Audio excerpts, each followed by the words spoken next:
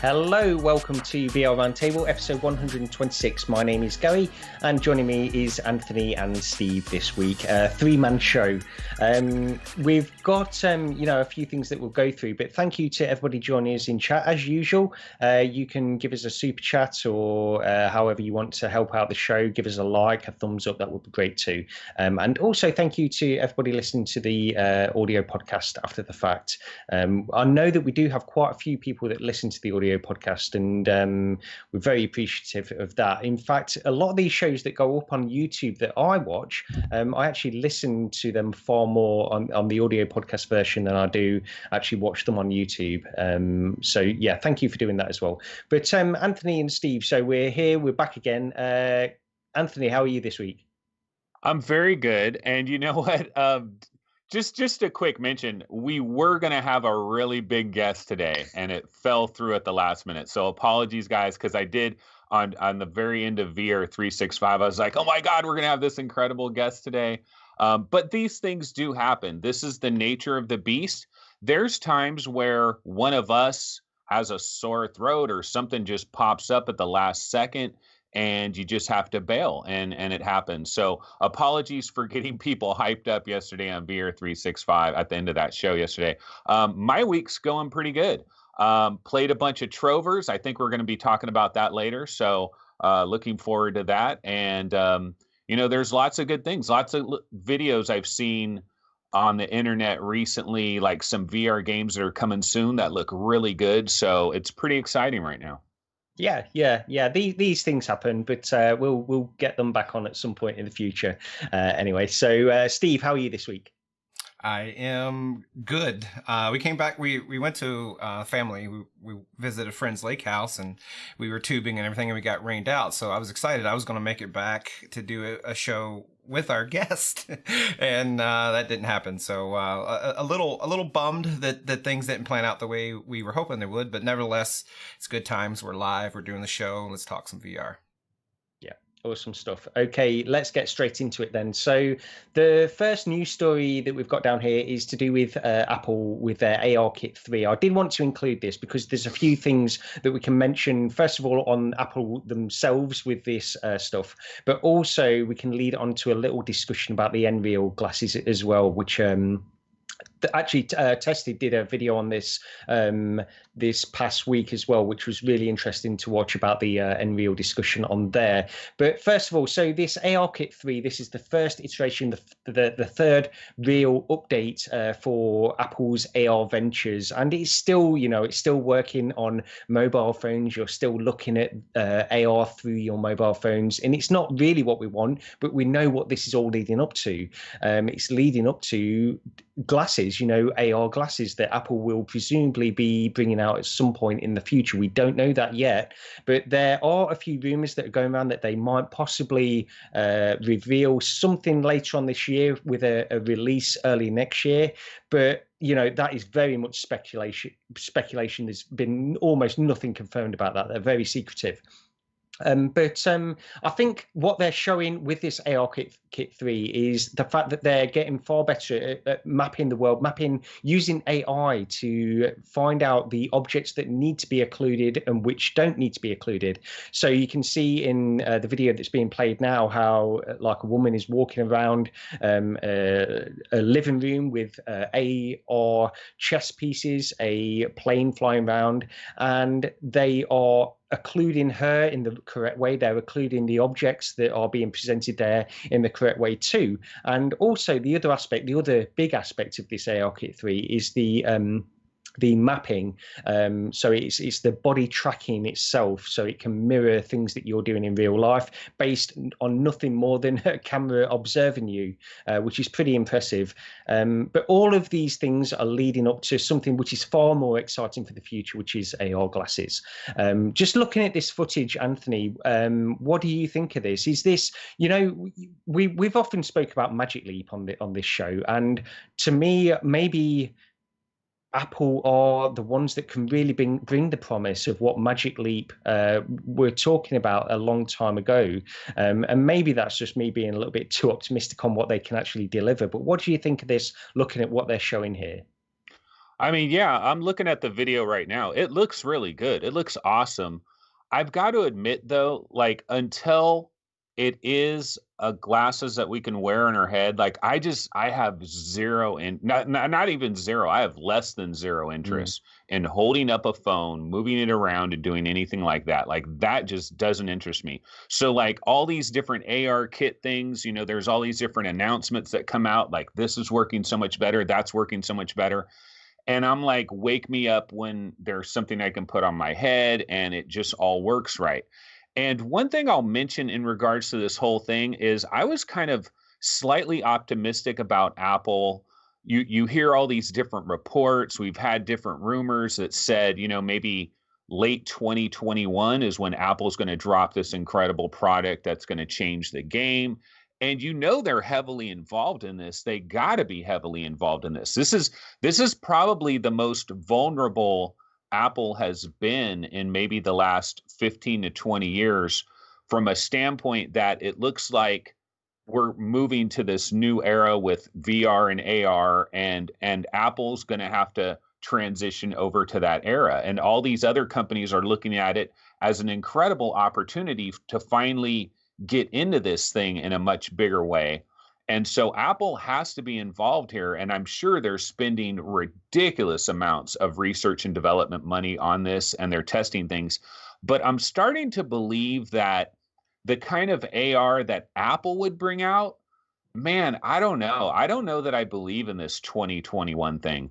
Honestly, like if someone put a gun to my head right now and said, Anthony, when are we going to have a mainstream Apple AR product that you wear on your head in some kind of way, I would probably have to say like, man, like maybe 2024 would be the earliest I would think this is going to happen. And the reason I say this is sure, we see these AR things all the time, but Apple's not going to want to do what everybody else does. Like Apple is so much about image and they're so much about ease of use, and those two things combining in a way that's going to work for them, I just don't see it happening anytime soon. I'd love to be Yeah. proven wrong, though.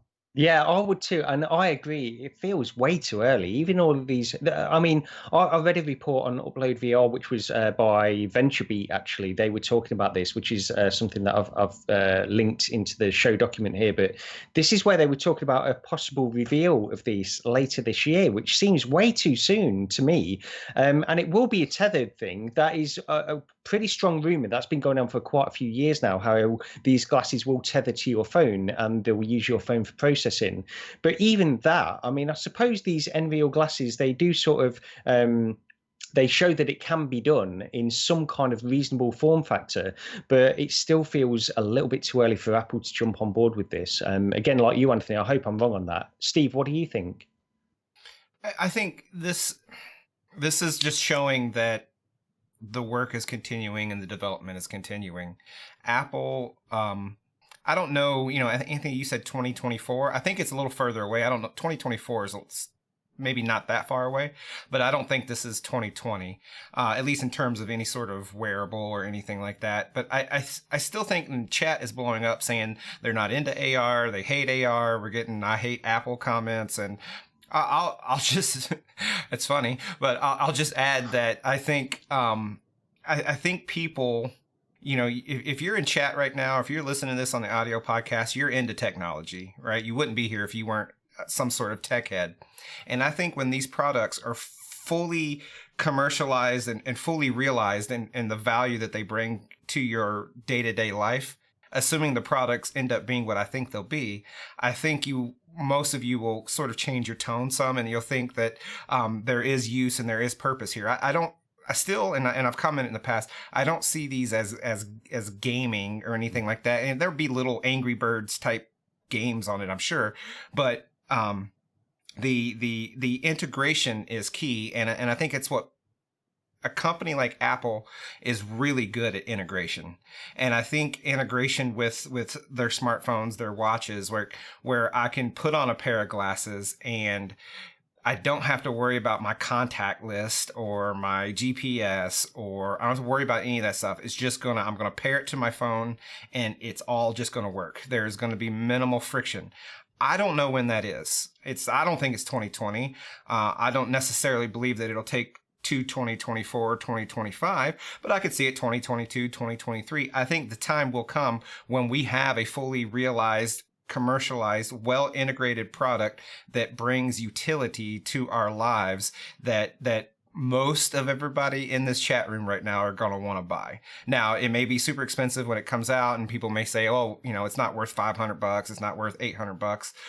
But at some point, the worth will be there. I don't know when that time is, but I think it's going to happen.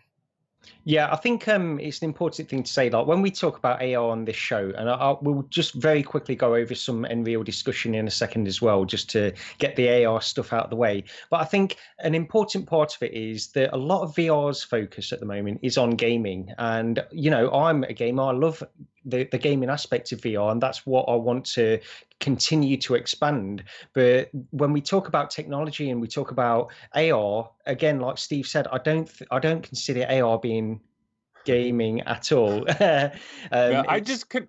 Can I make a quick comment real quick? Because just like everybody in chat, like, and even you two, like, no one believes that gaming is going to be a part of AR. And this is what I'll say. I'll say, you guys, God, I hate to say this, but you're short-sighted. You're short-sighted. You're not thinking out of the box. Like, one of the biggest complaints I hear from AR, people talking about AR, is they're like, look, I know what my wall looks like. Do I want to see my wall in every single game that I'm playing? I don't want to see my same wall. So that's like a major complaint that you always get, right?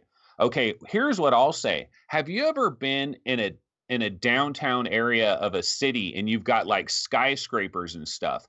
Now imagine you're there, you've got your AR glasses, and you're playing a freaking UFO invasion game where it's like the glasses see the skyscrapers, they map them in, it's a freaking space battle that is happening in front of your face and you're controlling it. There's just a million different things. Like you're riding your bike. Okay, we all do exercise. Well, we don't all do exercise. We all should, right? So you're riding your bike down the street. You're telling me that there's not going to be AR games that as you're riding your bike, you can like pick up coins and, the gamification of everything. There will be AR games. There absolutely will be, but I don't see the focus of AR being on games. That's my point. I see AR being mobile equivalents. They're like the mobile equivalents of games. The market for AR is going to be closer to that of the smartphone tablet market than the gaming market. The gaming market is 100-ish million people. I mean, we've seen it now with Nintendo, Sony, and Xbox having sort of plateaued. All of those markets are growing, but they just sort of plateau at best around 100-ish million consoles. Okay. Whereas smartphones are billion people markets. And that's the difference. I don't think it's just gaming. It's not just gaming, but people like, okay, gaming science teacher in chat says, I don't think people will use AR for gaming too much. I think it will replace smartwatches, then eventually smartphones, just everyday use stuff. Yeah, it's going to do all that as well, but people don't game on their phone all day long. I know a lot of people that do. My kids do it all day long. What the point I'm trying to make here is a lot of people are like, oh, AR is cool. Yeah, I'll use it for like notifications and I'll use it for like putting video screens wherever I want to have them. But I'm never going to play games on that thing. Like if I want to play games, I'm going to be serious and I'm going to go into my man cave and I'm going to put on my VR headset and I'm going to get real serious about it. And what I'm trying to say is, dude, there's going to be some incredibly compelling AR things that we just cannot imagine right now. Like you can be in your house and you've got a zombie invasion. Like they did some AR stuff. I think it was Magic Leap did this where it could see the windows of your house and it would like know the windows and it would put zombies outside of your house, walking around your house. One other thing I'll just quickly say, and then I'll finally let this thing die, is Tilt 5. Have you guys seen the latest video that Tilt 5 came out? This used to be Cast AR. Jerry Ellsworth, right, is like the CEO and everything of Tilt 5. She left Valve. They had Cast AR. Cast AR kind of died, and now they have Tilt 5.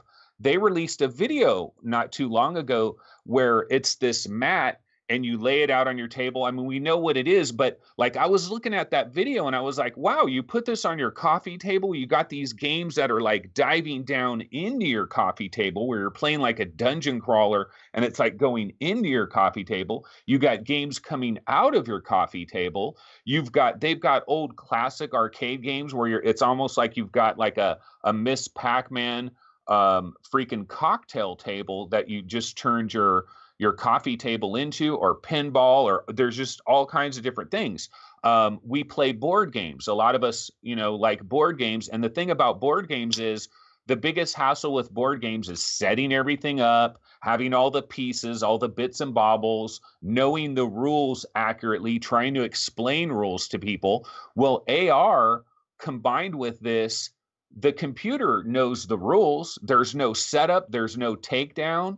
Now, the downside is you got people with, they've got the AR glasses on. They got a little thin wire that's run into their phone that has to have like a Snapdragon 855. And yeah, that's kind of like a dream, a far-flung dream that all your friends are going to have phones with Snapdragon 855s in them and all that.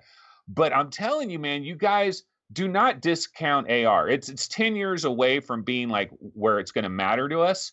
But man, these people that think they're never going to play games in AR, you are tripping. Straight up. Do you play games on your phone though? Do you play games on your mobile phone, Anthony? See, I don't. I don't. But you know what? I've had a PlayStation Vita and I've had a Nintendo 3DS, so I've played portable games. And for me, like the phone is not where I want to play a game because it doesn't have like buttons and stuff like that. But AR, you can't say that AR is never going to have like a little controller thing that you can have with it. Of course. I don't know.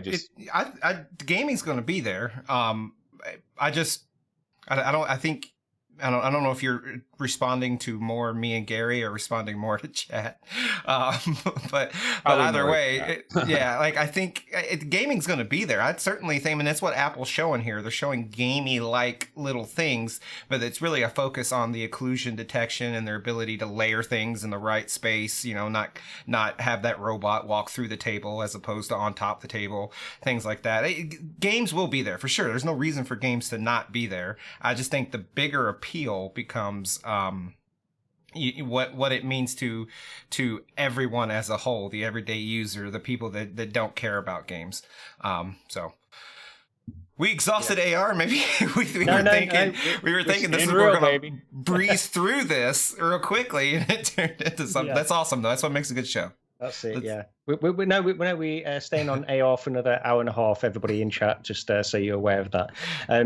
Very quickly, I mean, we won't stay on AR for that long, obviously, but very quickly, these NReal glasses that the Tested did put a video up on there. I think they look pretty impressive anyway for what they're trying to go for. This $499 price tag, and they are more or less the form factor that people would want from that kind of stuff anyway. If there's any little comments on NReal before we move on, I don't know. So I've kind of, so for $499, I'll just say, like, I don't think I'm going to buy a pair, but I would like to try some out. I would like to give it a test run. I'd like to rent a pair. Either of you, Gary, I imagine it's more in your court, but are you interested in picking up a pair? So I would be if I owned a compatible phone. I've not got a compatible phone. You need a Snapdragon 845 or 855, I think, and there's certain phones that even if they have that are not compatible as well. So no, I've not got a compatible phone, and I'm not paying for the developer version, which I think you get the compute unit as well alongside with that as well. So no, it's not something that I'll be picking up, but I would love to try it, of course. Yeah. My thought on NReal is like, no, I don't really have any interest in these particular glasses. What I am encouraged by is how far we've come in a relatively short time. And if we have something like this NReal thing now, where are we going to be in 5 to 6 years? But I don't think this NReal thing, like when you first see them, you think, oh, that is super cool. These look like basically glasses, but just a little bit bigger. But if you do watch that tested video, you realize that when you put those glasses on, like basically half of the glasses are chopped off. You've only got that bottom portion that you're actually looking out at. And then like when they talk about applications for it and everything, and Jeremy broke it down about how you're looking at it, it's in this window. As soon as you move a little bit, you know, the window moves and it's like, oh, immersion broken. And he was saying they did some demos, and the demos were very careful to keep everything in that little box to make it look a lot better. But who the hell is developing like the stuff that you're going to care about on this? That's the problem. It's more like they're scrambling to try to make this thing work. They see Magic Leap, they see HoloLens, dollars start dancing in their eyes. They know there's a lot of venture capitalists that want to invest in this. But you need compelling content, because just seeing that, oh, you got an email from blah, blah, blah, like that's not going to be the compelling enough. It's got to be beyond smartwatches. So I think it inherently will be beyond smartwatches because it's in your field of view. Now, I don't know quite what it's going to be like wearing these glasses, but if it tethered well, like, I mean, my smartwatch, a good one is $300, you know, somewhere in that neighborhood, right? So, and it is mostly just a notification thing.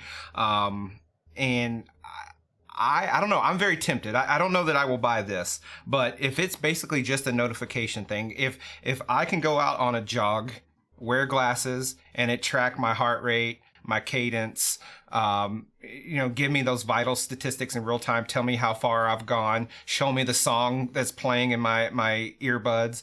If it can do all of that, if I'm driving in a car and I have instantaneous heads up display for my GPS wherever I'm driving to, that is pretty compelling in the smartwatch kind of range, and its utility in terms of what it can do isn't much higher than what a smartwatch can do, with the key difference being it's something in your field of view rather than something on your wrist. Okay, yeah. Anthony and I just having a little discussion in chat there. Okay.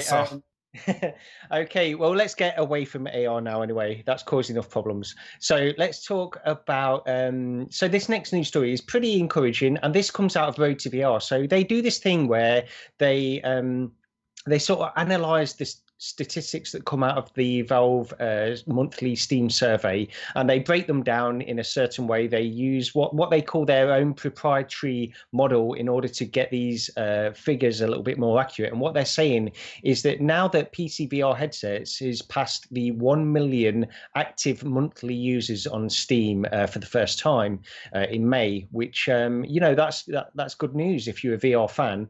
But also leading on from this, like they're saying, like projected numbers also indicate a figure of around 2.15 million by next May. So, you know, it's going to double over the next year, hopefully. And that's it's pretty good news. I think everybody would agree with that. And I think the slow build-up, it has been a slow build-up. I think it's safe to say that since 2016, we've had a very gradual build-up on PC VR headsets. And a lot of that for the start, at least during sort of 2016, the first half of 2017, was primarily due to the cost. I mean, it really was. A lot of people were turned off. People that were interested in gaming and wanted to get into VR were probably turned away from the simple fact that you had to pay for a very expensive headset and a very expensive graphics card. Now the cost has come down. And I think the acceleration, you look at this on the Road to VR article, and there is a definite curve where there's a slow build-up as well. And it's like hopefully it will increase, sort of accelerate as things go on as well. But yeah, encouraging news either way. Anthony, what I assume you saw this story. Is there anything to add at all? Yeah, no, I mean, I saw the story. It kind of made my brain hurt a little bit as I tried to read it and figure out how they came up with all these different numbers. Although, you know, one thing I'll say on the whole topic here is, like, I don't know that the penetration is that great, because you look at Oculus, they've never mentioned their numbers ever. And I think if the penetration was something to brag about, I think they would have probably mentioned their numbers. So I don't know. I mean, it's getting better. It's getting better all the time. And the Quest being such an affordable thing. I mean, I know it's not PSVR, but it will have that effect of a rising tide lifts all boats kind of thing. And so it's just getting better and better. Yeah. Steve, have you got any thoughts on this at all? Well, I'm not sure it's a good thing. I think it's good that Road to VR crunched these numbers and sort of extrapolated what they think is the correct data. It's good that it's growth. So it's not that it's all bad in my mind. Growth is good, but 1 million isn't good to me when PSVR has 4 million. And it looks like this is 3 years, and I don't know. I'm not stoked by that. I still don't fully know what that problem is. Why? I always go back to content. I'm not going to go on a lack of content rant right now. So sorry to disappoint chat if that's what they were hoping. But it's I think. So if Road to VR's extrapolation of the exponential curve is true, and we ride that till May of 2020, and then we cross 2.15 million users, will things be any different? So I'm just fire back. Let's talk about this a little bit. Fire it back to you. If Road to VR's curve ends up being true, if next May we're sitting at 2.15 million active VR users in Steam, will it matter? Will the market, will the developers, will the games, will anything sort of translate and change with that curve if it holds true? I'll go back to you, Gary. Well, I think if you're doubling the figures on anything, then you're going to get far more developer interest from that because of the possible way that they can sell their games. But yeah, I mean, I suppose at that point, it's still not enough. It's still not enough for the big developers to really take an interest in it. So it's going to take longer. It's going to mean more things. And I want to be optimistic about this. This was a really good story. But Steve, you've took an angle where you've made me feel a bit down about it, honestly. So Nicholas Gunner in chat says that 1 million means plugged in, and that's a good point, because when Steam does a survey, the headset has to be plugged in and recognized. I don't know if my Pimax is recognized, so I may not count, but it's got to be plugged in versus comparing it to PSVR. It's the sold numbers. However, I will caveat that I don't think there are 3 million unplugged in headsets that aren't counted in this database. Going back to Gary's previous point, Oculus would be, if the numbers were good or worth bragging about, they would brag about them.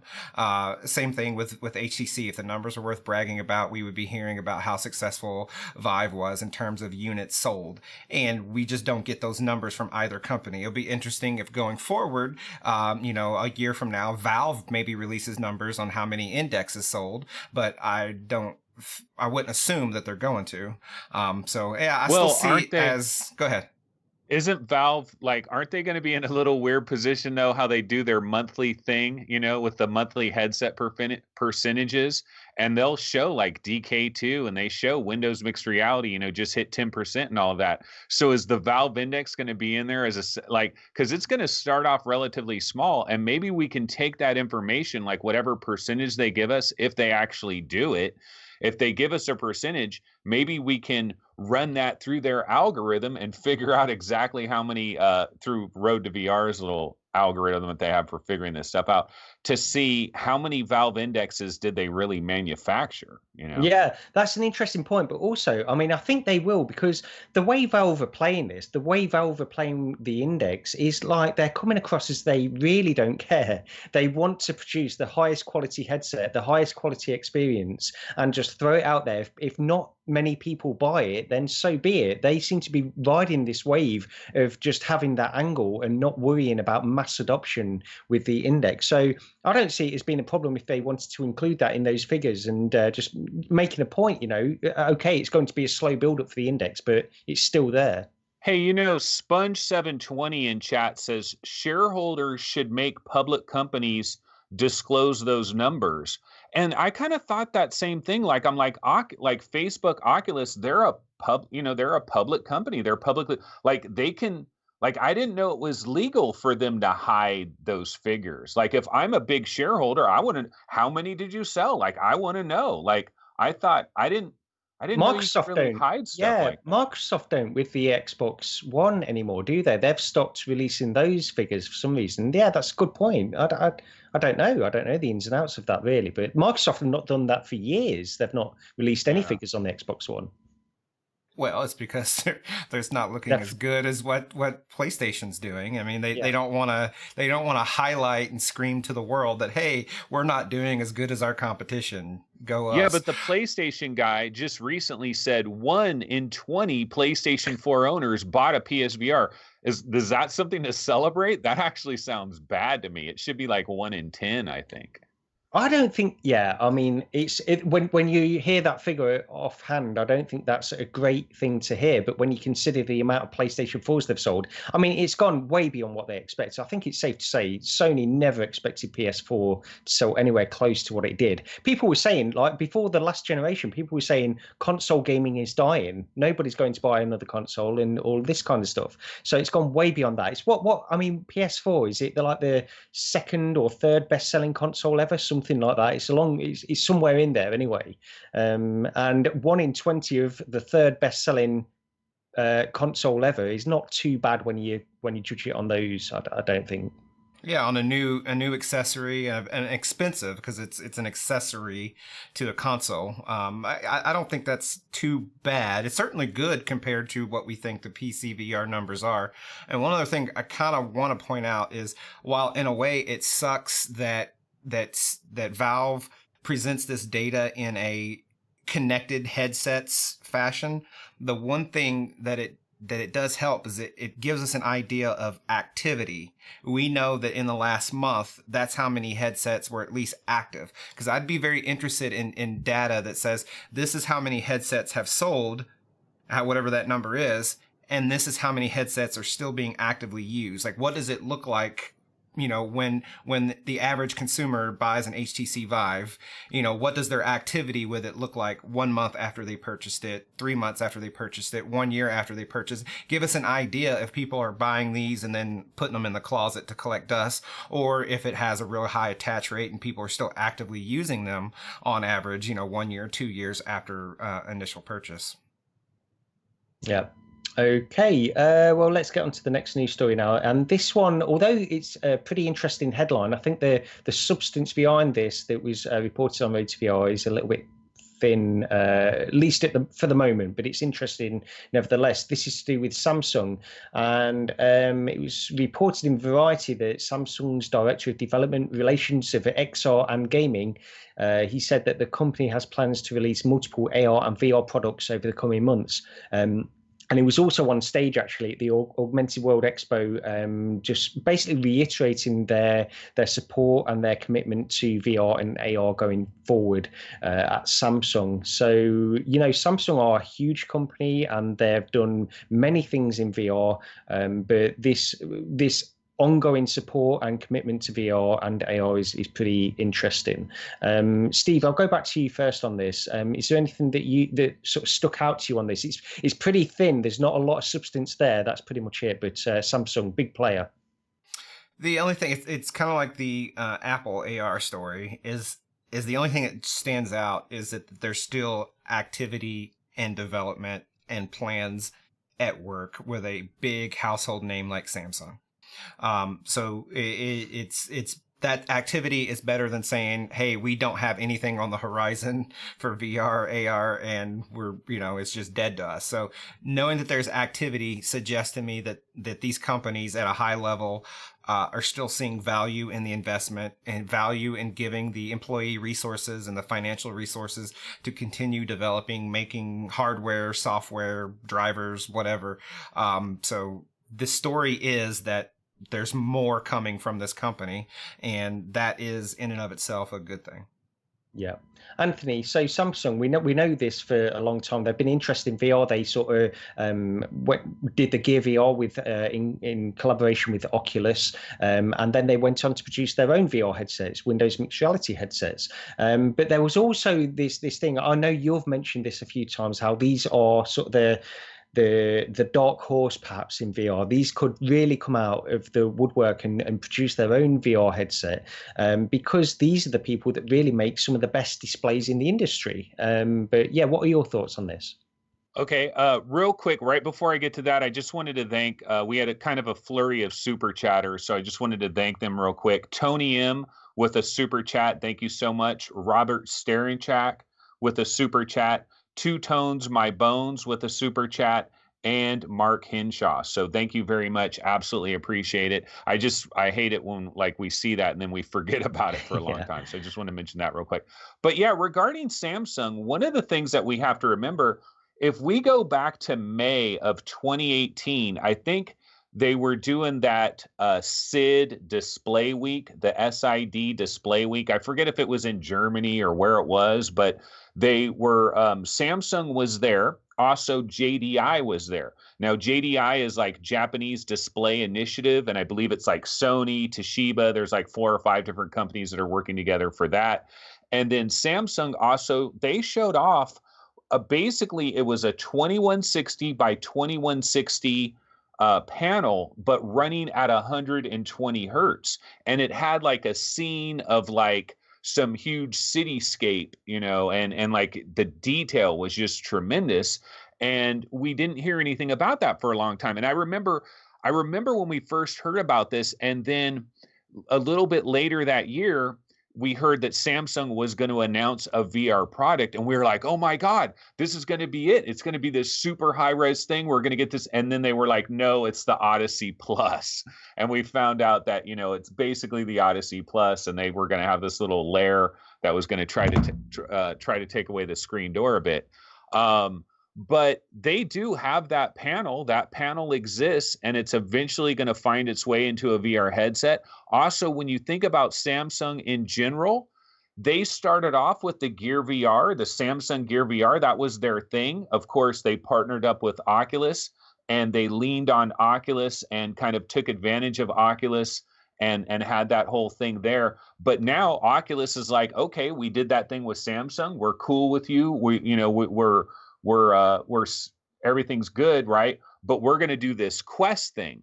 Well, now this Quest thing is kind of entrenching on basically what the Gear VR was. And so Samsung, at a certain point in time, they got to think, what are we going to do here? They partnered with Microsoft with the whole Windows mixed reality thing, which I thought that was kind of weird. But again, maybe they were like, well, we can use your inside out tracking. We can use some of the stuff you already have, and we don't have to invest as much. And then secretly in our own labs, we're working on our own things. Now, one of the questions I'm posing about this Samsung thing is, are they going to come up with their own inside out tracking that they're figuring out in their own labs? Are they going to come up with their own controllers? How are they going to do this? Are they going to have their own store? Like, there's a lot of unanswered questions. Could they partner with Steam? Could it be a SteamVR thing? Could we see Windows Mixed Reality 2.0? Could that happen at like the January CES, where there's a completely new Windows Mixed Reality stack of like new inside out tracking and extra stuff like that? Like, we don't know how Samsung could possibly introduce this thing, or it could just be a freaking Quest competitor. It could be that. We don't even know. Yeah, the interesting thing about that as well, one of the points I wanted to hit on, Anthony, is like when you say, because I was thinking maybe they could do a Steam VR headset, use the Lighthouse trackers and that kind of stuff, because that would be a great way for them to go. But at the same time, I think increasingly now that a lot of these headsets, and I assume that PSVR 2 will also be inside-out tracking. A lot of these headsets that are inside-out tracking, SteamVR using lighthouses, these things, these external things that you have to put up in your room, is far more seen as the enthusiast level device now. And I think that's going to only increase over the months. Agreed. The Samsung, I mean, if Samsung are going to go for this and they're going to do their own thing, I think they will produce their own inside-out tracking solution, or stick with Windows Mixed Reality. I mean, you know, I've got to say, like when I tried Windows Mixed Reality, I owned a Samsung Odyssey briefly, and I didn't have a huge problem with the tracking. But Steve, you've got like a Odyssey as well. Is there anything like? Is there? Had a Odyssey, yeah. Is there like a big problem? Is there a big problem with tracking on that? I don't see that as being a huge thing. And I know the controllers are not great. I don't think the controllers are great, but they also weren't terrible. They certainly weren't as bad as the Vive ones or anything like that. But these things are, you know, unless there's a good reason for them to move away from Windows Mixed Reality, then I think Samsung will probably stick with that, just produce a better quality headset overall. What do you think? I'm inclined to agree. While it would be nice if Microsoft would update the base of it and get some more tracking fidelity, I don't think so. The tracking it depends on where you're coming from, whether you think the tracking is bad. If you're coming from an HTC Vive setup, or you're coming from a 4-sensor Oculus Rift setup, and you play Contractors, you play Onward Pavlov, and you lay on the floor and you snipe people and all that stuff, yes, the tracking in Windows Mixed Reality is atrocious. By that same token, the tracking in the Rift S and the Quest isn't that good either. However, if you're just a general player, you just kind of get lost in the game. You're just playing some Space Pirate Trainer, some Beat Saber, and you don't get super focused on all the minutiae, then you're gonna get on just fine with a Windows MR. Like it's not so, it's better than PlayStation VR, right? Like, so out of the gate, it's better than PlayStation VR. Yeah, the tracking isn't robust. You sometimes see the controllers fly away, but it's better than PlayStation VR. So I don't think tracking is the problem in the market by any stretch. Like you know, I mean, PlayStation VR shows that people will buy if the price is right and the content lineup is enough of a motivation. People will buy inferior track-based hardware. So I say all that because you asked me what I thought of Windows MR. And I agree. I think it would make the most sense for Samsung to maintain partnered with either Windows MR or somebody. If we look at what they do, they tend to not roll out any of their own ecosystems. Like, they make Android phones and they let Google deal with the OS and the Google Play Store. They're involved in a lot of hardware. They sell a bunch of components and stuff to Apple. I don't think VR is a big enough market for them to say, hey, we're going to break our normal operating MO and start doing storefronts and ecosystems and things. So I think they'll partner with someone. And then I think if they look at where they want to be, maybe they want to go after the high end, and maybe they will partner with Valve and do a SteamVR track solution, or maybe they want to try to go more main market or mass market and make a device that looks more like the Rift S. But who knows?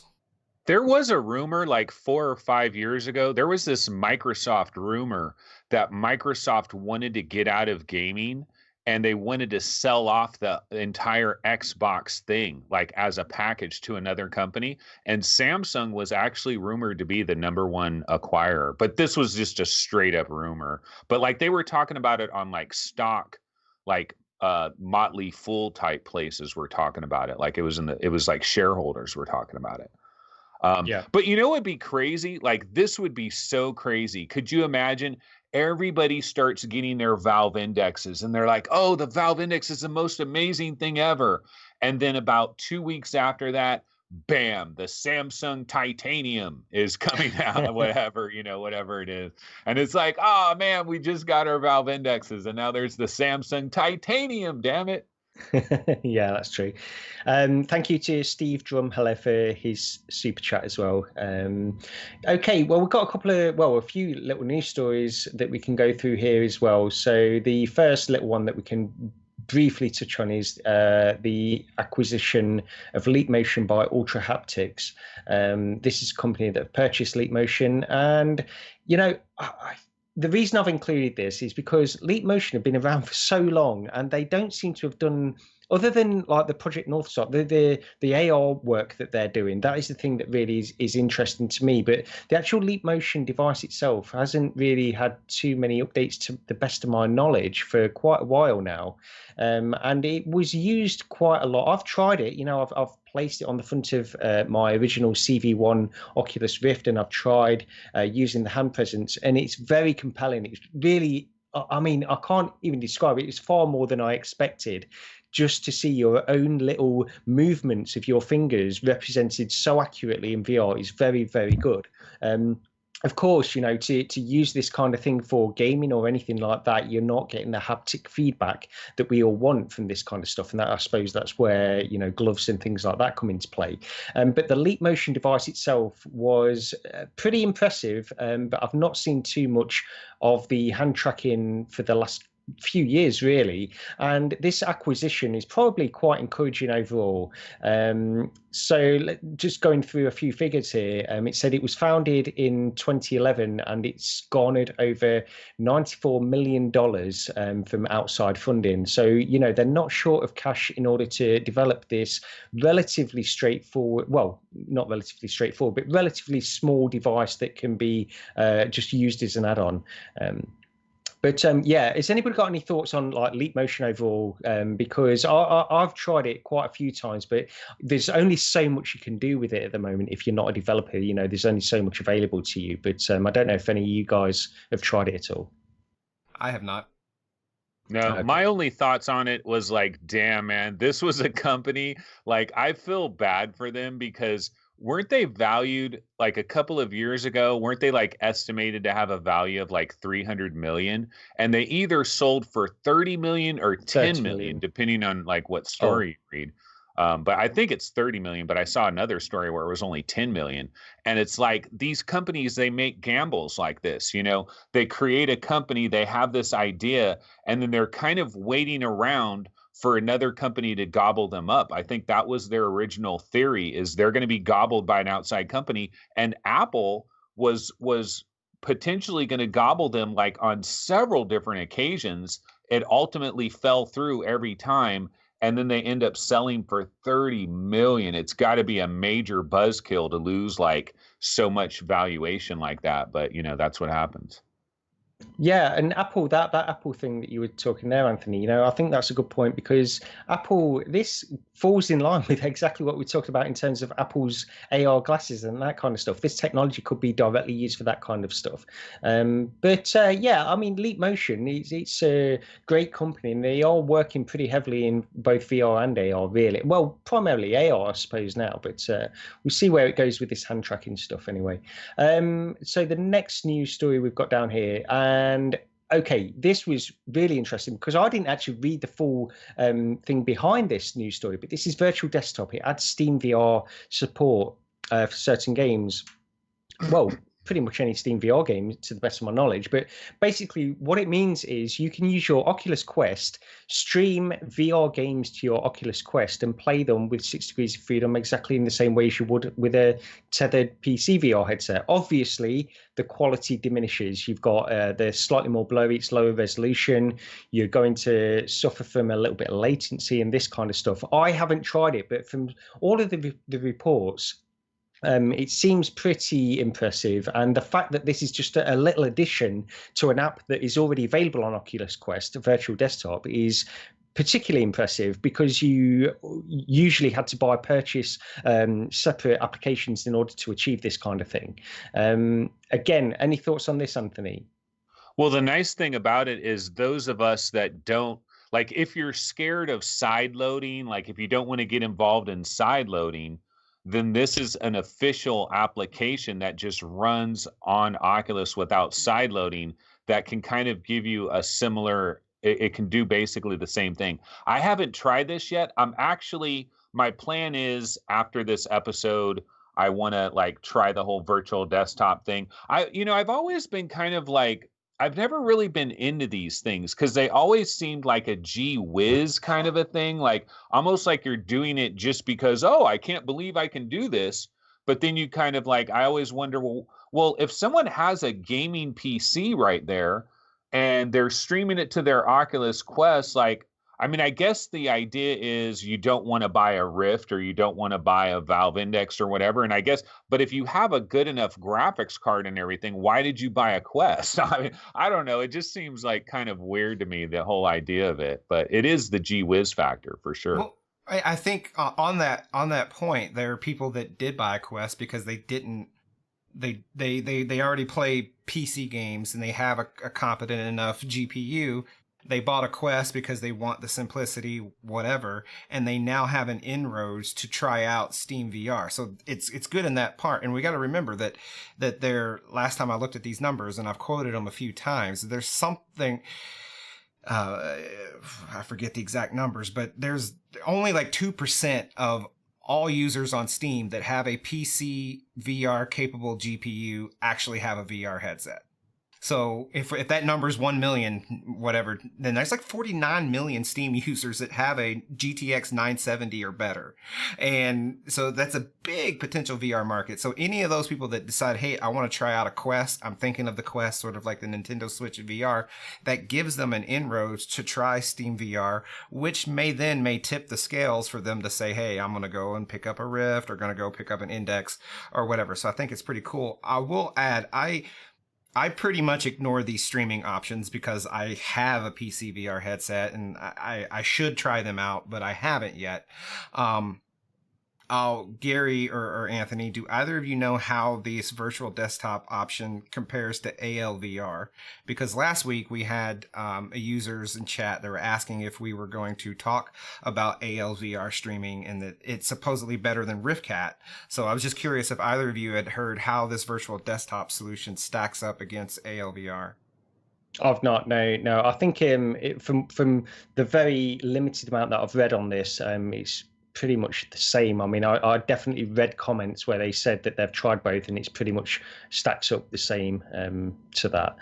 I mean, the main point for me is, I suppose the end goal, the ultimate goal of all of this stuff is where we end up with a standalone VR headset like the Oculus Quest that can then we just pair it with a PC and it works as a PC VR headset with no latency, just better graphics and this kind of stuff. That's the ultimate dream of this stuff, this thing, and that's what virtual desktop is going a way to approximate that. It's not there, and it's not going to be there for many years probably, where we have that kind of device. But that's probably the ultimate dream, I suppose. What is amazing to me is all the crazy stuff that is going on with the Oculus Quest, man. I mean, people are just going nuts with this thing, with just so many different things that you can do that it wasn't really designed for. And so if somebody just bought an Oculus Quest and that's all they're going to play with, and they just hang out on the Oculus Quest subreddits and stuff like that, there's so many crazy, interesting things you can try with this headset. And it's exciting, but also for me, it's like it's moving too fast. I'm like, dude, slow down. I can't keep up with all this. There's this thing, there's that thing, and I haven't tried any of it. And it's like, it seems kind of almost overwhelming to me, but I'm going to finally try virtual desktop today, finally. Yeah. Okay. Thank you to Slay Blaze as well for his super chat contribution. And let's get on to this next news story. So, yeah, this is a weird one, isn't it? So, To the Top. This is where the To the Top game has not been accepted into the Oculus Quest store, and there was a lot of backlash about this. I saw so many tweets, sort of including at Oculus Gaming or whatever into their tweets and just complaining about this. How their To the Top wasn't accepted as a legitimate Oculus Quest game for whatever reason. I'm not too sure why they refused that, because it's been a very popular game. Anthony, I know you're a big fan of To the Top. What did you think of this? Yeah, I was pretty shocked by it, and it's kind of disturbing to me. See, the thing that I worry about, I understand what Oculus is doing here. And what they're doing makes a lot of sense. This is what Jason Rubin talked about. He said in an interview, I think it was with Ben Lang or somebody, he said that we want people to say that everything here is good. And he's talking about the Oculus Quest store, that everything has been tested and it's working well, that's not janky. And he kind of talked about PCVR. You play some games over there and you don't know if it's going to work right, or it's kind of like a wild, wild west. And they want everything on the Quest to work really good and to be tailor-made and all these sorts of things. And that makes sense, and that's great, especially for the initial several months of the Quest. They're doing a great job. You look at all the stuff that's available. They don't really have any craptacular games on the Quest that I've seen so far. I don't know of any people saying that this game is completely broken. So they're doing a good job as far as that goes. But at the same time, man, when you have a developer like Electric Hat Games with such a widely celebrated game like To the Top, and they get denied, now I'm kind of curious what the real story is behind this. I've heard a number of different theories. One theory is motion sickness, that maybe the game is great and it works great, but maybe they feel like the motion sickness factor is too significant and they don't want to scare away people too early with motion sick type games. This could simply be a case where come January of 2020, To the Top all of a sudden arrives on the Oculus Quest store and everything is great. But maybe early on, maybe Oculus is like, you know what?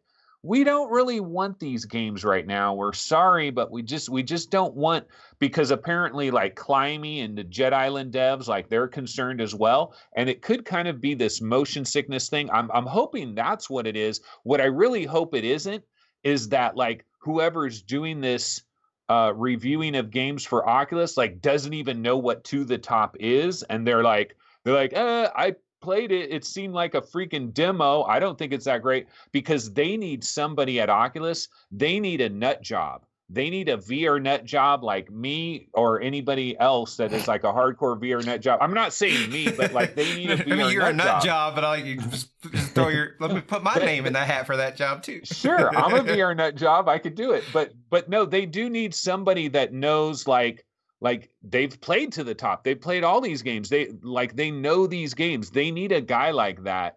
Because you can't have a game like this slip through the cracks. If it's the motion sickness thing, I understand it. And I think it will come eventually. So I don't think it's like they'll never have To the Top.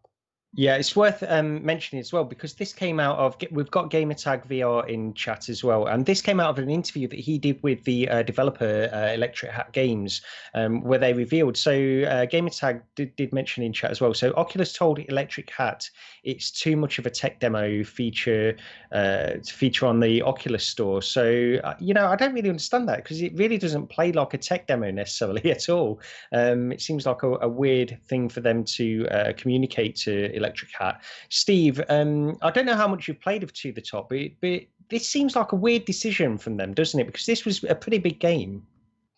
So I'll say that I kind of, it's one of those things where I understand, I don't agree with the decision, but I sort of understand. However, it seems like they've chosen To the Top as to make an example out of or something. Like I don't think it's fair that To the Top was chosen as this, but I sort of understand the mentality that Oculus is trying to break. They don't want the Quest to look anything like Steam when it comes to VR games. And To the Top does, just in terms of cosmetically, at least the last time I played it, it did have a touch of that indie feel to it. And it is all about the gameplay. And so, one of the games that you can kind of loosely compare To the Top to is Sprint Vector, very loosely. I know they're very different, but in a way, but it's a close game. But you look at the just the look and the feel of Sprint Vector, and it just has that cleaner, more polished look. So I think that might be triggering it. But then Gamertag VR in chat is saying that they told that Oculus told the developer that it looks that it's too much like a tech demo. And that's interesting to me, because the game is all about the gameplay and the mechanics and the acceleration and all of that. There's no real story to it. There's none of that. So in that same sense, isn't Electronauts a tech demo? Isn't Beat Saber a tech demo? Because there's no narrative, there's no purpose. You're just in this place doing something. And To the Top is kind of fits that same mold. Jarillo in chat is saying Super Hot is a tech demo. And it is. Like, I can see those things as being tech demos. So I don't know why To the Top was chosen in that same sense and singled out. So I don't agree with it. To the Top deserves to be on Quest, I think. I think they'll get there. But more importantly, I think Oculus needs to tread lightly and very carefully when it comes to developers. They need to cater developers. They need to be best friends with developers. I've said it in probably today, and I'll probably say it on every VR Roundtable episode going forward to the end of time, that content is king. And your content comes from your developers, and you can't have a developer out there spending resources and burning money to create a game in a very niche, small market and then stonewall them like this. Now, I'm assuming Electric Hat assumed that they were going to get approval and maybe just kind of decided to push forward and are shocked by this news. But Oculus has to do something about that. They need to be clear and figure out a way great that developers aren't wasting their resources prior to approval or disapproval. Either way, they can't burn bridges, because we need content. We need as few hurdles as possible between the developers and the consumers in getting content out there. And this is a bad way to go about it, in my opinion. Could you imagine if you spent months and months making this version and then they say no? You're like, what? Oh my God. Well, Gamertag did say in chat as well just now, he said, so me and Electric Hat were going to stream to the top as an announcement of it coming to the Quest. The game is 99% finished, but then they got an email one day before we were going to go live. Yeah, so I mean, they've obviously put a fair amount of work into this as well, and it's got to be disappointing for them. So hopefully they can work a way around this. Some people are talking about how they're considering side loading options, you know, purchase from maybe their own store and side loading it on or something like that. But either way, it's not good for them. Okay. That's weird. I wonder if they did that, would there be a way that they could protect that file? Like if they were to sell it on their website, like an application that could be sideloaded of to the top, what would stop somebody from just copying that and putting it on like every torrent site everywhere? That's an interesting question right there.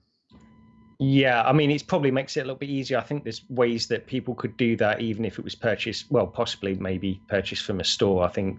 Maybe but, like a password system or something. I don't know. Well, yeah, we'll see what they do anyway. But yeah, it's not great for them. So hopefully they can get that sorted out. Okay, so this week as well, we had some more footage from Boneworks and Asgard's Wrath. I didn't see the Boneworks footage. Anthony, I know you did. Did you want to speak about this quickly? Yeah, I would just this came out just like, I don't know if it was just today that this popped up or maybe late last night or whatever, but yeah, Node has a new video where they're showing Boneworks and they're playing it on the Valve Index. So it's kind of like a combination of they're talking about the Valve Index and then they're also showing some new footage from Boneworks, and it just continues to look really good.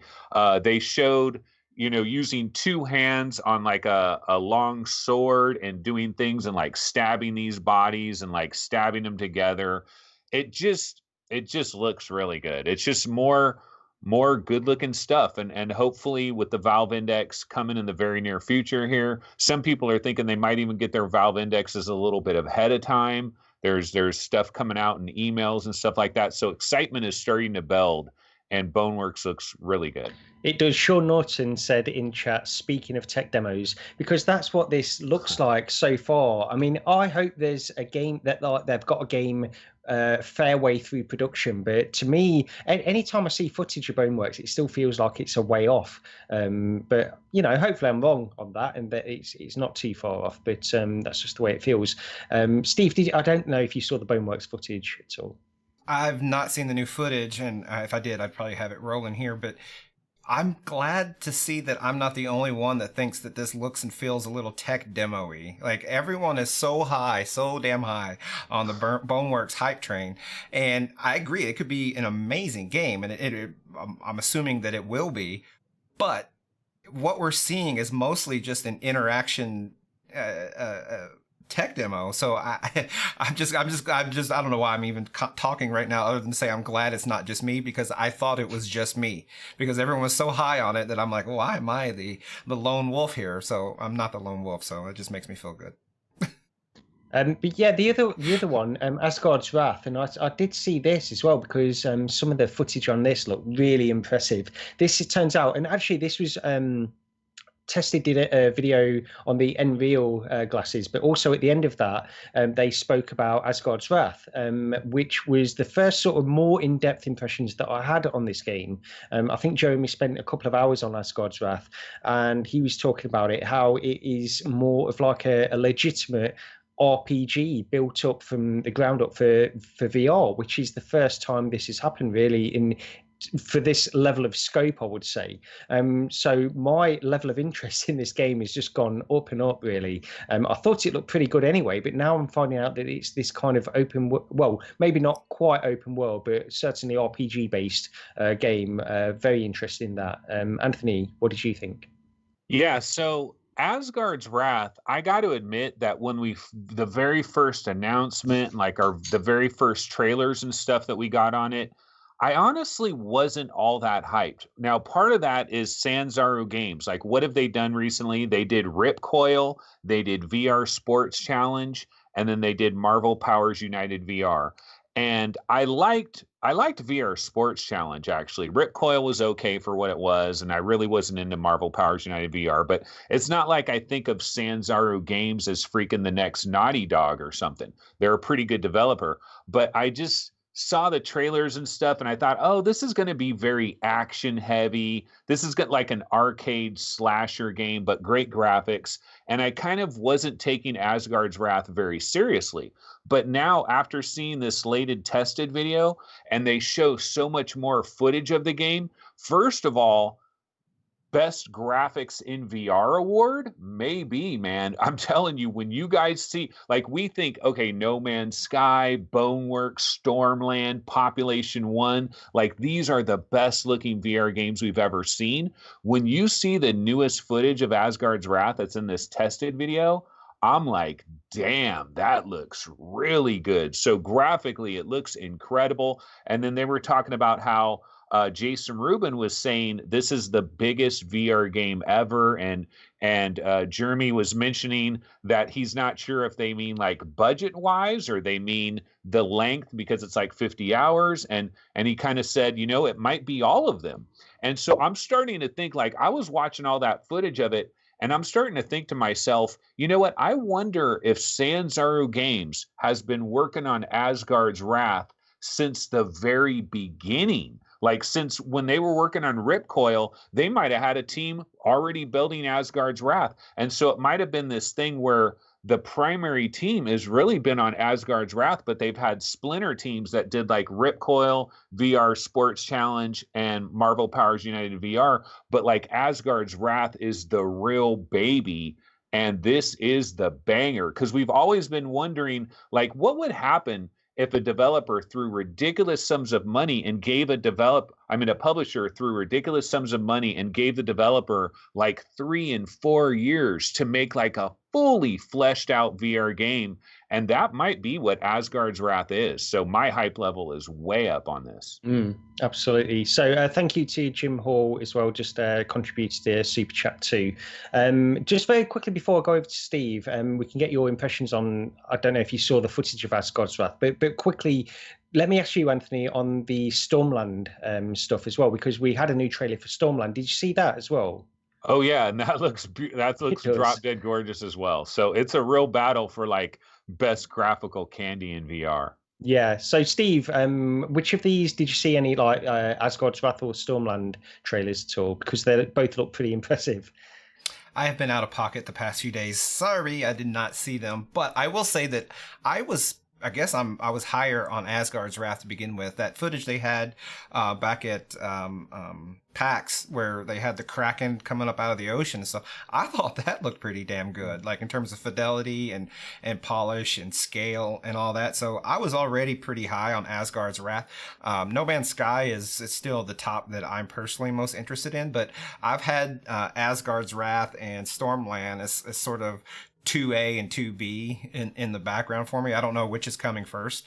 I guess no one knows, probably, other than Oculus. And yeah, I'm hyped on it. I look forward to the games. Okay. Well, just on that point, actually, because I've got a little prediction. We're going to mention E3. There's not too much to talk about, but we're going to mention it because it's on the thumbnail, so we want to get to it anyway. Unfortunately, because we're recording this show really probably just before anything that's going to happen in terms of VR at E3 is going to break. Later on today, tomorrow, Upload have an E3 VR showcase, which is a 9 a.m. Pacific, 12 p.m. Eastern time. I think it's 5 p.m. It must be 5 p.m. over here in the UK. So obviously, hopefully we'll get some kind of reports of some games and stuff like that comes out of that. But just very quickly, like Stormland, I'm predicting maybe we might get a release date for Stormland at E3. I think that sort of makes sense with what they're doing. That's why they released the new trailer that last week as like a build up to it. That's sort of a very safe prediction. But Anthony, with regards to E3 and VR related things that are going to happen, is there anything that you can point to? I know there's not a lot of info out there, but Yeah, no, I was thinking the exact same thing that you thought about Stormland, because when you get to the very end of that Stormland trailer, you're kind of thinking, okay, we're going to see summer 2019 or fall or something. We're going to see something, right? And there was nothing at the end of that trailer, and I immediately thought, oh, E3's next week. Bam, that's where the announcement's going to be. So yeah, we haven't had a date for Asgard's Wrath or for Defector or for Stormland. A lot of this stuff, people have been wondering about it for so long, and I think we're going to get some dates. And maybe one of them pops right away. That could happen as well. Like maybe Defector just bam comes out. I mean, I don't know. As far as like other stuff that's going on, there's a lot of other little companies that are going to be showing off games.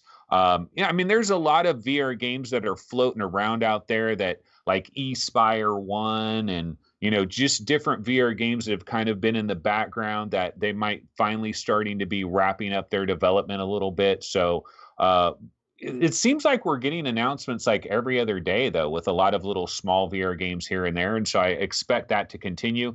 What will be exciting, probably not, but Microsoft, they're doing something tonight. I mean, would they ever mention VR? I doubt it, but some people kind of think they will. But yeah, it'll be interesting.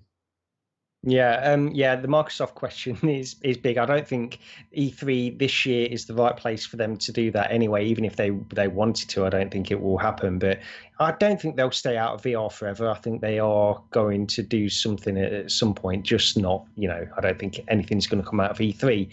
Steve, what are your thoughts on this?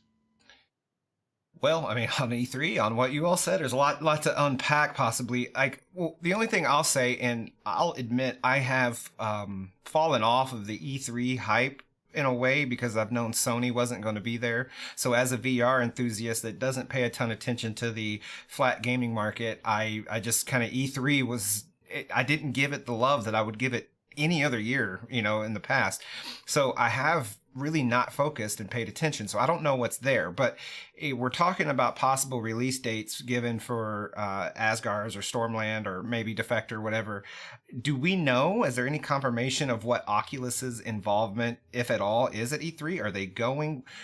Do we have any reason to believe anything Oculus related is necessarily going to be present at E3 outside of the thing that Upload VR is putting on? And Upload VR is large enough that I'd imagine if they were probing Oculus, hey, give us an exclusive on something or give us some tidbits for this E3 special we're trying to put on, that maybe Oculus would oblige. But anyways, do we know, have any of you seen any Oculus focus at E3? Not as far as I know. I think they do have a presence on the show floor, as far as I know. But nothing other than that, really. Yeah, so Oculus. But if Oculus is there in some way, or they're feeding information to Upload VR, one thing sticking out there that would be nice is if we finally get a title or an unveil for the Respawn game. That seems very E3-ish kind of possibility to me. Yeah, especially for a teaser trailer. Now, I heard that Oculus has a special announcement they're going to be making in collaboration with Rockstar. That's going to be awesome. But no, one thing we forgot about though, Bethesda. Is Bethesda tonight? Like Bethesda does that thing every year, right? And they got Eternal Doom or whatever. We could get a date for the mobile Skyrim thing. What was that Blades. called? Yeah, Blades. We could maybe get a date for that in VR. There could be there could be a new announcement that comes completely out of left field from a major publisher that has never dabbled in VR before, and they're finally dipping their toes, or maybe a major franchise who knows, man, BioShock VR. I mean, something could happen. Hey, Nathy's there. Why would he go to E3 if there was not going to be anything major there? There's got to be something.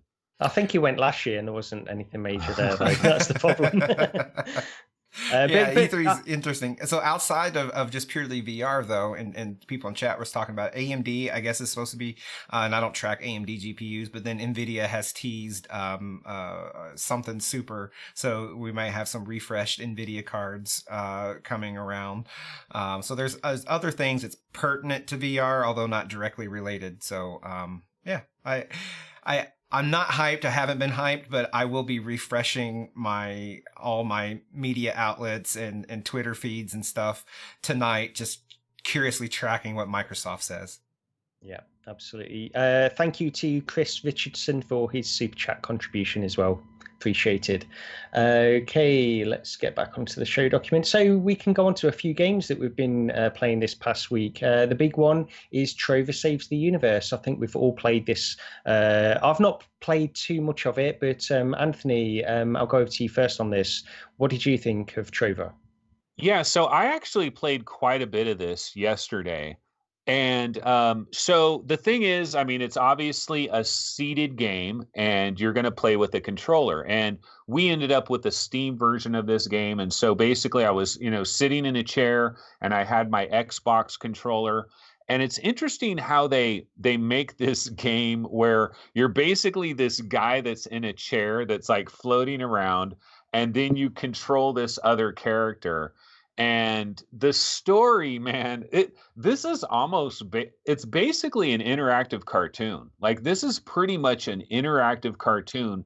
And probably the best aspect of this entire game, in my opinion, is like, we've had games in the past that have had like running commentaries and stuff, but I don't think I've ever seen a game that has had a running commentary that was so quick to respond to what you were doing in that precise moment. Like, I remember way back to the days of like the Sega Genesis, and they had a baseball game that was like, he hit the ball to and it would be like the announcer would be saying something that you did like 3 minutes ago and stuff. And I mean, obviously things have been improved over the years, but this is like next level what they're doing here in Trover, where honestly, if you're a fan of Justin Roiland and like that whole type of comedy that they specialize in, you're going to just eat this thing up. Now, as far as the actual game is concerned, the gameplay is good. It's there's some weird perspective stuff that's going on. Like, I'm still kind of adapting to the fact that you have a character. I mean, well, you have Trover there and you're moving him around. You're also this chair-opian or whatever they call it. And so you're kind of floating around. You're moving Trevor around. And then there's these nodes that you see. And so you run Trevor over to a node, you click the trigger button, and then bam, you hit that node. I was kind of thinking as I was playing this, why didn't they just do like a Lucky's Tale or like a Astrobot, where the camera just kind of automatically flows with you? But I guess that would be kind of hard. But another thing they do is, like, you're in this chair and your bumper buttons can like shoot you way up into the air and shoot you way back down. So the more I've been playing it, I've started to get into these areas where you really do have to go way up, and now you're like looking way down on things, and you're like, oh, okay, I move them over there, and then sometimes you got to move down. And so it's kind of interesting how everything's coming together. But if you're the type of gamer that just wants gameplay, period, and you don't really care about stories very much, you're a gameplay guy, you're an A to B guy, and it's all about the mechanics and stuff, you might be a bit disappointed with Trover, but I'm really enjoying it because for me, it's like a cartoon that I'm in, and just the F-bombs. Oh my God. Like, the profanity is just hilarious. Yeah, I completely agree. I think you've hit the nail on the head there, Anthony. I think if you're like a gamer and you're looking for this to be like the game that you play and you just want to go in there and enjoy it for the gameplay mechanics and that kind of stuff, you're probably going to be left wanting. But overall, I love this, the humor and everything. I've got to say, I've only seen like a handful of Rick and Morty episodes. I've watched probably the first half of the first season or something like that, and I thought it was good. I thought it was great, but I didn't really stick with it. But the humor in this and the constant narration is so well done. I think it's like, I presume it's ad-libbed in some ways, and then they've got certain beats that they need to hit at certain points, but it's so well done that aspect of it is really good. And yeah, the other thing, I think the game looks good as well. It looks great. And as you say, Anthony, I think it's like being in a cartoon, and the F-bombs and stuff like that. It's just hilarious. I think this is really, really good. Steve, what do you think? I like it. So I like it a lot more than I thought I would. So you guys have already talked about a lot of the points that I would have said, so I'll try not to be repetitive. One of the things that stood out to me is in the very beginning, you're seeing a TV screen, and you're kind of getting the starting outlay of the story, and then Trover busts through the door, and you're coming face to face with Trover for the first time. And all the trailers and little gameplay footage that I've seen up till that moment when I was actually playing it in VR, I was surprised that Trover is like my height. Like he's big. Like I was expecting like a little small Astrobot kind of Trover. So the scale is almost real, like 1-to-1 human size. These characters are, and a little bit, maybe 45-ish minutes in, you get the ability that Anthony mentioned, where you can jack your chair up to 3 different heights, and that becomes a platforming mechanic where you need to be at these different heights to see around the world and obstacles, and just to navigate Trover. And then there's some very, very light combat. And I've not completed the game, so I don't know, maybe the combat is going to get more deep, but the combat is pretty shallow. You're just swinging a melee object, and you can do typical jump swings and things like that. But all in all, it comes together. The fidelity's real high, but you have to enjoy, or at the very least not be put off by the Justin Roiland humor and the verbal berate. And I don't just mean curse words, but Anthony was spot on when he said how quick the game can respond to things that you're doing and just present them to you in spoken dialogue from Trover. But it does things like, push the button. Why aren't you pushing the button? Push the effing button, you effing retard. Push the button. Push the button. Why aren't you pushing the button? It's the X button. It's just right there below your thumb. Push the button. And it's just kind of verbally berating you, trying to get you to do something. And it's cool, but at times I imagine that can be a little off-putting. But that said, like I really enjoy this game, and it's sort of my go-to. Now, early on when we first started talking about Trover, Kev Gret in chat, and I'm going to call this out. This is going back about 10 minutes, but he said, "I think Trover is better than Blood and Truth." And he said, "Prove me wrong." Like, I don't think it's better than Blood and Truth. Like, I can't prove you wrong. I'm just telling you, I don't think it's better than Blood and Truth. But Trover is still really, really good. I like the game. It's $29.99, so it's a little bit cheaper than Blood and Truth, so it's better on the price. But it and Blood and Truth, I recommend, so long as you can put up with the very specific Justin Roiland form of comedy. Yeah.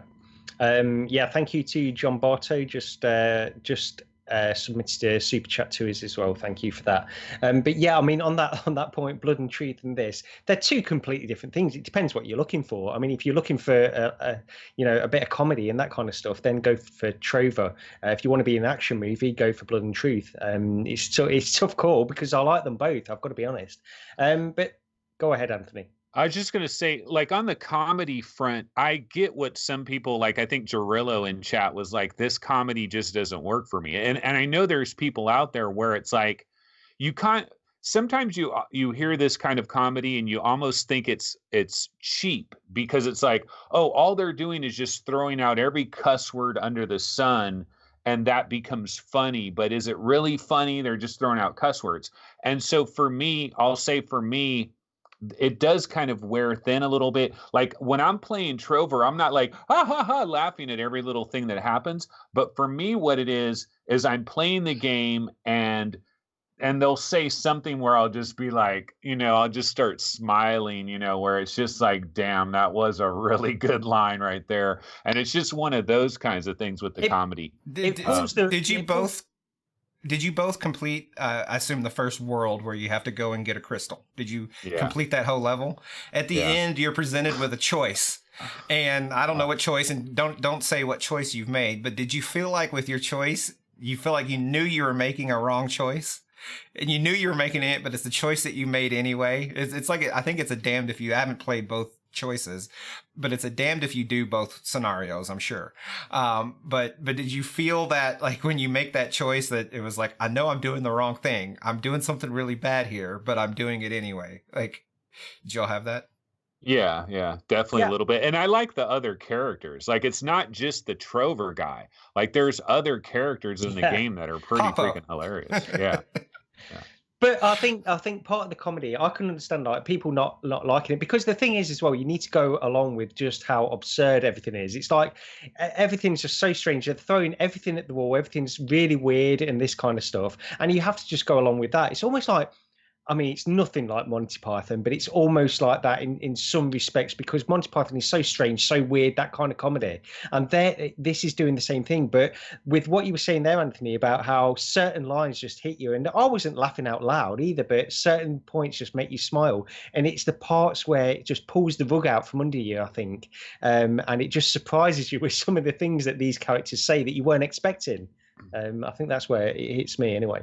One thing I did notice about the game, like colorful as can be, which I love color. I love these bright pastels and all that stuff that they have in the game, Candyland style, it's super colorful. But also, these kinds of games, I notice screen door more than any other game on the planet. Like these are the games where I really notice screen door, like Trover, like I just see the screen door so clearly. Now, I'm not on a Rift S, but I do kind of imagine, man, if I had a reverb right now, this would look really good. And I bet you it would run okay in a reverb too.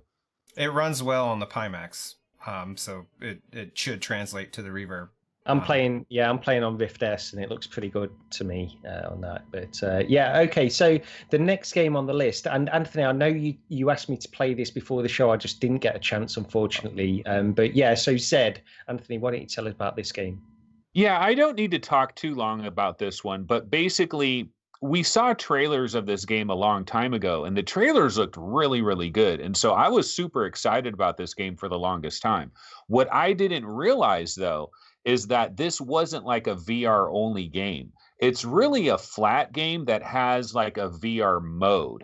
And so I didn't really know that until like the game actually released, and it came out, I think it's like $18. And full disclosure, I did get a key from the developer. So, take that for what it's worth.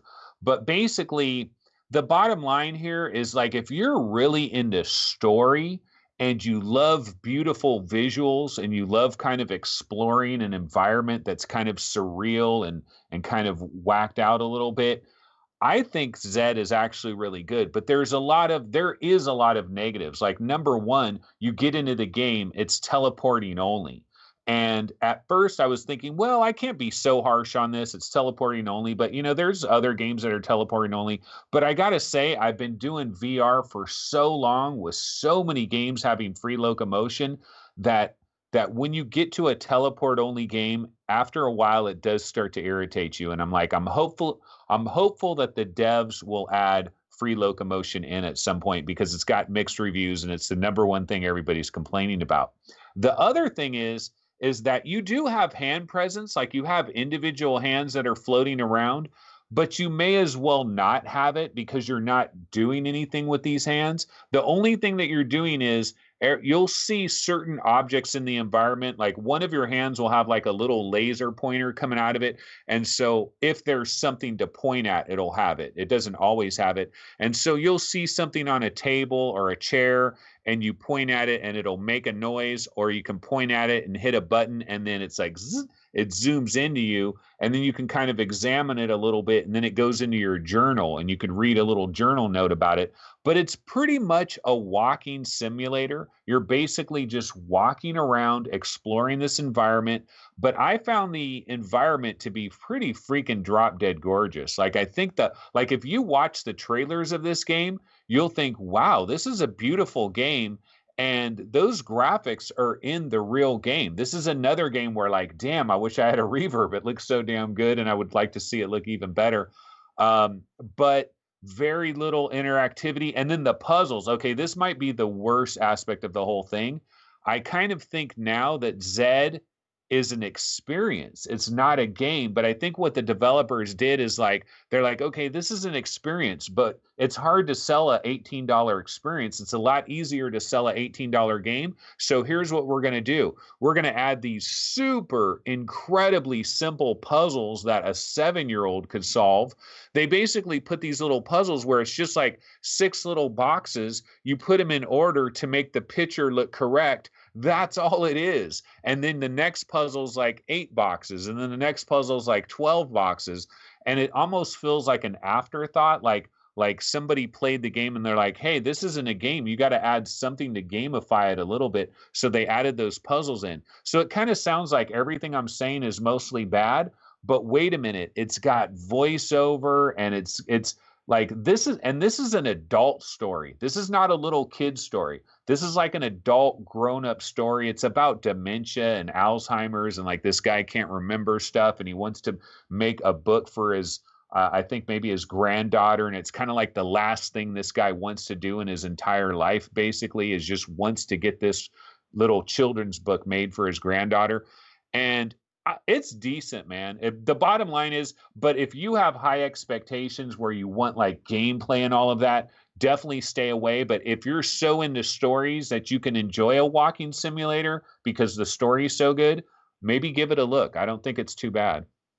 Yeah, this I mean, just looking at the trailer and from what you've said before, because I heard you speak about it on VR 365 as well, Anthony, and it definitely looks like one I'm definitely going to check it out because you know, this is the kind of stuff that I like. I like sort of the narrative kind of thing. It's not always, you know, I like action as well, but sometimes you just want this kind of little bit more subdued experience, which is sort of narrative based and sort of very light puzzles and that kind of stuff. And I think if this delivers that, then I'm definitely going to give it a try.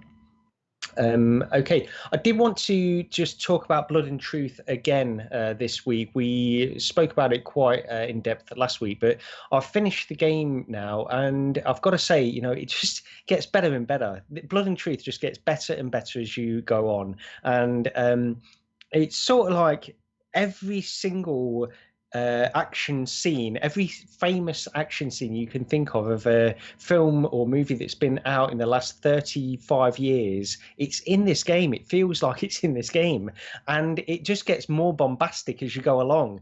And I was, you know, I played around 4 hours before I spoke about it on the show last week, and I thought they'd thrown everything in there that they were going to throw in there then, but they just keep upping their game as it goes on. I absolutely love Blood and Truth.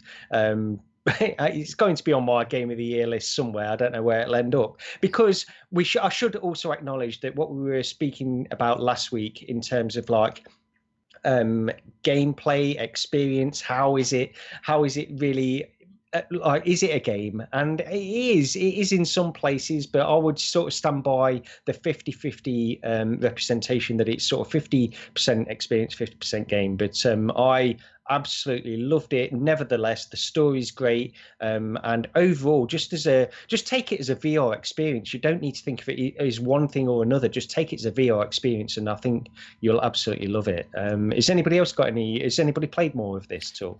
I've played a little more of it, and yeah, it just keeps getting better. But I've not beaten it yet. It's on my list, and I'm honestly, you know, to Kevin Gret's point 30 minutes ago, it's like it's a toss up.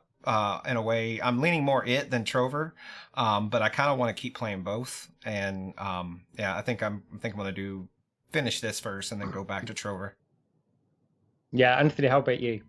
Yeah, you know, I did go back into it, and I like I was just trying to continue my game, and I basically got stuck. Did you ever get any problems, Gary, where like there was any weird situation where you're like, okay, how do I get to the next point? Because what happened for me is like I'm basically in that apartment and there's like 4 or 5 different nodes you can go to. There's like a safe with a cigar and a lighter. There's this thing over there that has like a slot machine.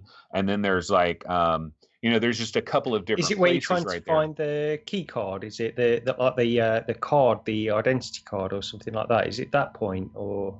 I don't know. I'm just trying to resume a game. Like, when you're playing a game, but like you got to go somewhere, you got to do something. You got to quit out of the game. And then next time you go back in the game, you're not sure where they're going to leave you off at. And so I'm just trying to get back into the game. Yeah. Paradise Decay says it's Anthony still stuck in his cellar.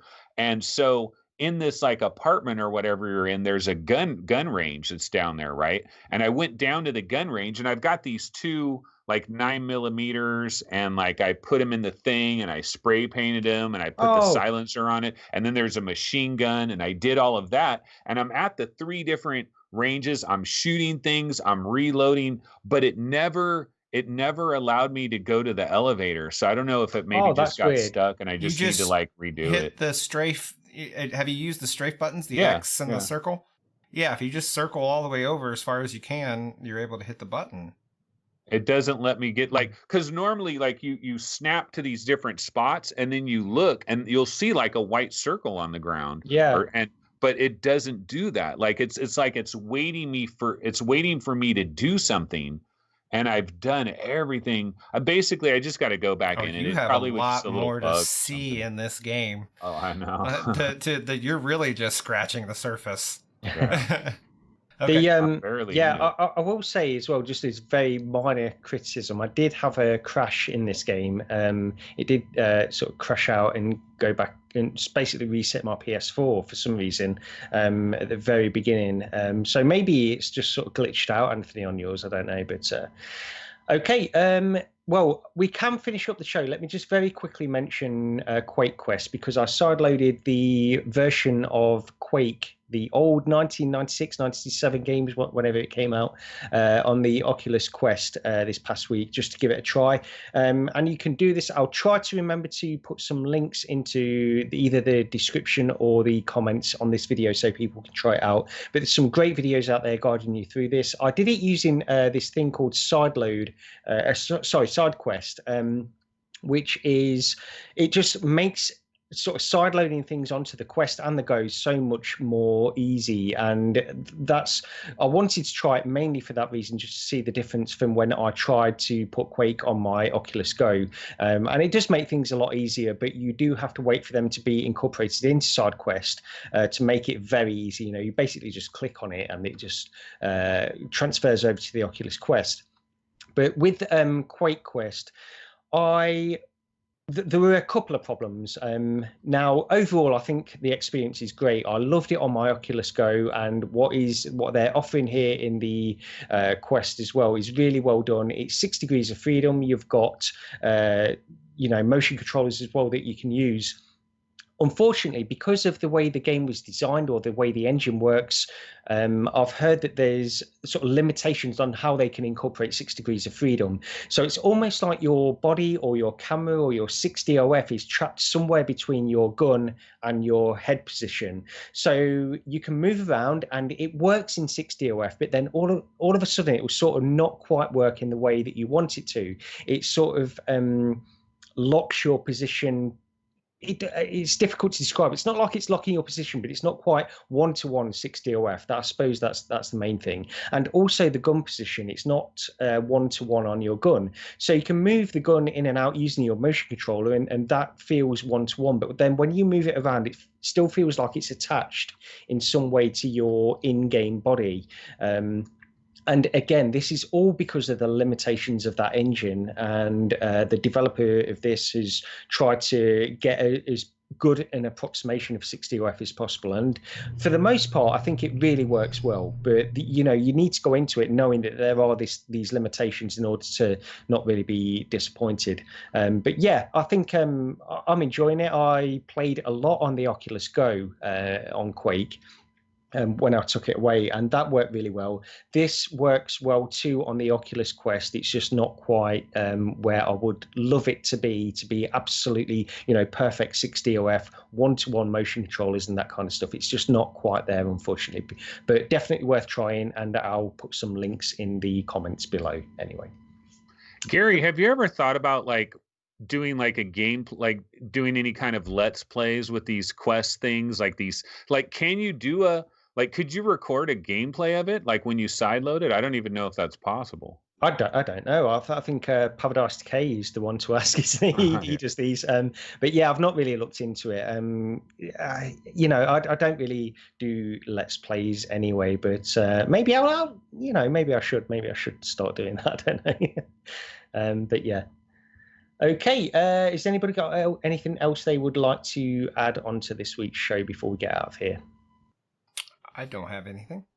Okay, well, I think we're pretty much there then. So thank you to everyone joining us in live chat, and thank you to everybody listening to the audio podcast. Please do click on that like button on the YouTube video and leave a review for us on iTunes or any, platform that you listen to the podcast on. That would be appreciated. But yeah, that's pretty much it. So thank you. And actually, we're not doing a show next week, just to make you aware. There won't be a show next week, but we should be back on normal schedule the following week. It's Father's Day. We're all dads. Yeah. But yeah, so we'll see you in a couple of weeks, I guess. Alrighty. Bye, everybody. Bye. Bye.